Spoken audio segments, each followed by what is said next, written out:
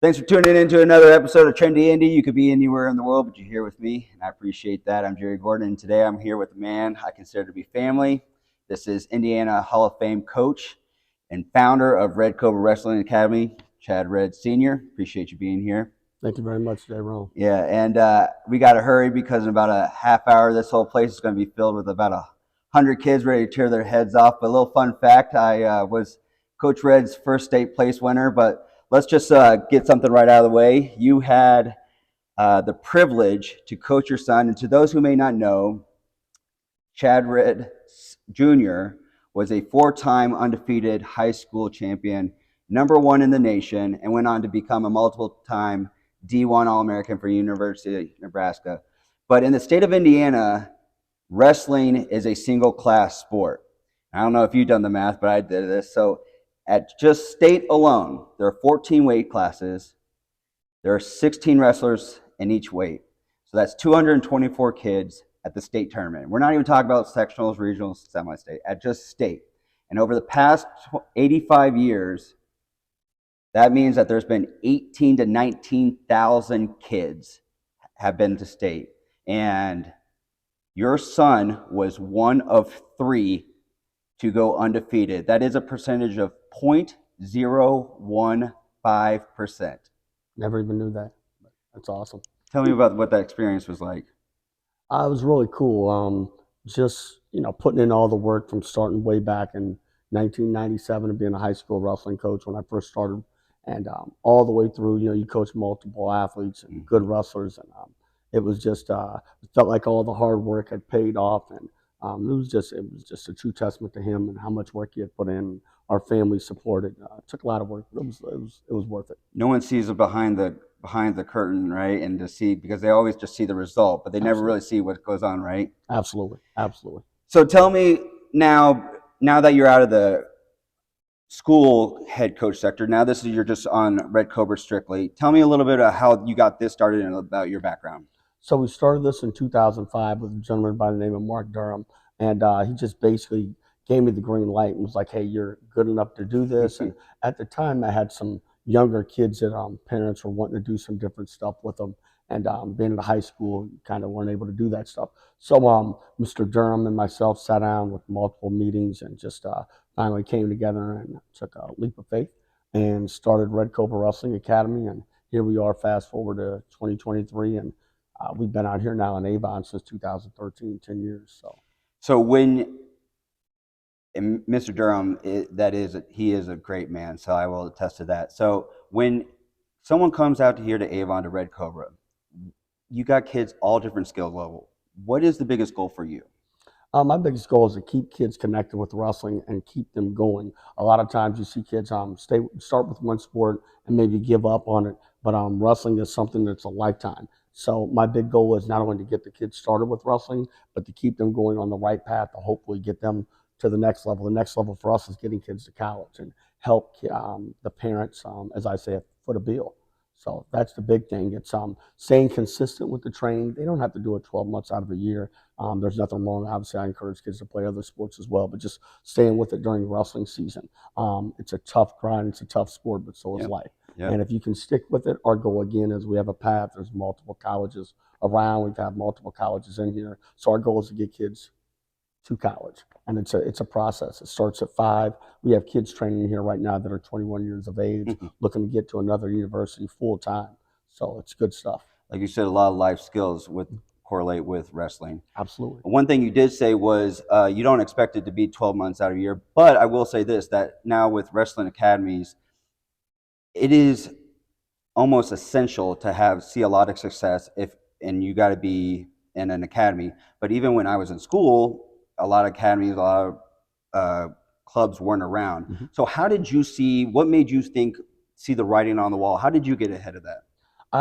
At the time, again, I had Mr. Durham just backing me, and it was just more of support. Having somebody support you could help you. And Mr. Durham was my guy that basically was like, we're going to take a risk together with this. We did it together. Fast forward, I still work with Mark Durham. We meet every Wednesdays. He's the guy behind the scenes that does a lot with me, and just always trying to learn from somebody that's a lot older than me, and he's got a gift. And I feel like that's Smart. as long as we're here, we're learners. And I meet with him every Wednesday for a reason. Not only is he a father figure to me, but great man, but he's a teacher, and I'm still learning. So it's good stuff. He gives me a lot of vision, a lot of guidance, he's very goal orientated and driven. I take a lot of that and I add that to what we do here as well. So not only are you wrestling smart, but you're also trying to get life smart too as well. Try to be. Yeah. Try to be. So then, okay. So then, what would you say is one or some of the things that you're doing, Red Cobra is doing to be ahead of your competition? Just going to, as I feel it, keeping the kids here, keeping the kids motivated, getting the kids the right tournaments, bringing the right coaches in here in the off season. We try to bring in multiple college coaches if we get a chance. Doesn't matter the level, whether it's Division 1, 2, 3, NAIA, junior college, anybody that reaches out to me. We're always trying to get the kids to the next level. So a lot of what we preach is that this is a college/Olympic style wrestling facility. The way that we run practices, the same way, driven that way, goal orientated, getting after it. Again, we're trying to run the same room, very similar to what I've learned from college coaches as well as Olympic coaches, and from a lot of the traveling that we've been able to do. I pick that up and plug it in here every day. And you can clearly see from this huge, humongous room that they've got the facility for it. But you're obviously not from Indiana. Mm-hmm. You're originally from Illinois. Absolutely. So how has the community been for not only family but business as well? It's been great. I moved here actually in 1995 on a full scholarship to wrestle at the University of Indianapolis. Finished up my 2-year degree here, which was my bachelor's, because I had wrestled for 2 years in Lincoln, Illinois, and it's been great. Right when I graduated here, I started coaching wrestling at Lawrence Central. Not even maybe 2 or 3 weeks after I got a job, and applied and stuck with it ever since. I was a young guy at the time and just grown with the sport. And the more you're around any type of work, you should get a little bit smarter with it. So, starting with wrestling as a young guy, having a dad who was a wrestling coach, a lot of uncles participated in it, and then just being around a lot of good coaches, going to multiple camps, obviously having multiple good wrestlers along the way. It's a lot about, just having a good relationship. And that's one of the things that I feel like I've been able to have with multiple kids and families is just good relationships. That goes all the way through. Yeah, for sure. You can see that it's not only just blood family here. It's you guys are band of brothers here, and then Absolutely. I can attest to that personally. But you mentioned having someone people work out here being 21. Is it just high school? Is it 21? Tell me all ages. Is it just boys? Who do you got working out here? Yeah, boys and girls. We started at the age of 5, right when we encourage them to start school, and then once school starts, we can start wrestling. But we As soon have as they kids here put that on the shoes, right? there you go, all day long. But we have kids that are at colleges right now and trying to get in maybe to another college, or maybe try to walk on into college. So to stay someplace and train right now, we're the place for them.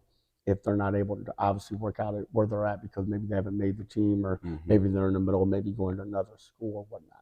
So is it just your typical Monday only practices here? Do you do privates? Tell me a little bit about what you offer. Yeah, we do private training all through the week. As I tell people, if I'm here in town, I work 7 days a week. Yes, you do. Yes, You indeed. never turn it off. Unless if we're at a wrestling tournament or a meet or whatnot. But we do privates 7 days a week. We do wrestling academy, as we call it, not club, Monday, Tuesday, Wednesday, Thursday. We go Monday, Wednesday, 6 to 8 p.m. And then we go Tuesday, Thursday. Our beginner group is 6 to 7 p.m. and our elite kids are 7 to 8:30 p.m. So how would people find you then? Internet, redcobrawrestling.com. Again, we've been out here for 10 years now, so our sign's out here. Our phone number is accessible. Yeah. Check it out on the web. So a little segment, wins and wines.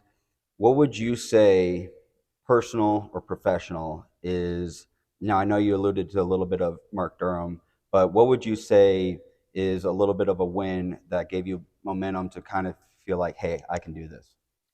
Probably we had a couple of kids way back. Their names were Brandon James and Cody LeCount. They were 2 younger guys at the time, maybe like 7, 2 years older than Chad. So I think he was 5. And their dads wanted to do some training with me.